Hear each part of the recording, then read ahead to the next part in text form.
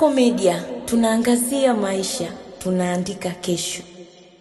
Mahakama ya wilaya ya Kasulu imewahukumu washtakiwa wawili, Alphonse Gwalide mwenye umri wa miaka 45, mkulima mkazi wa Mviza wilayani Kasulu, na Justine Yoramu mwenye umri wa miaka 36, mkulima na mkazi wa Mviza wilayani humo, kifungo cha kwenda jela miaka 20 baada ya kuwatia hatia kwa kosa la kupatikana na silaha moja aina ya gobore. Washtakiwa walitenda kosa hilo Disemba 27, 2024 huko kijiji cha Mviza wilayani Kasulu na kufikishwa mahakamani kwa mara ya kwanza Januari 13, 2025. Akitoa hukumu hiyo Oktoba 21, 2025, hakimu mkazi mwandamizi Mheshimiwa Sara Mcharo amesema kuwa mahakama imejiridhisha pasipo na shaka ushahidi uliotolewa na upande wa mashtaka na hatimaye kuwatia hatiani washtakiwa kwa kosa hilo. Washtakiwa hao wamehukumiwa kifungo hicho ili wafundishwe kwa wahalifu wanaojihusisha na vitendo vya kumiliki wa silaha kinyume cha sheria, ujangili na uwindaji haramu, vitendo vinavyoharibu rasilimali za taifa ikiwemo wanyamapori. Nikusihi mtazamaji wa Kasako Media, unaweza kutufuatilia kupitia mitandao yetu mbalimbali ya kijamii ambapo Instagram na Facebook ni Kasako Media.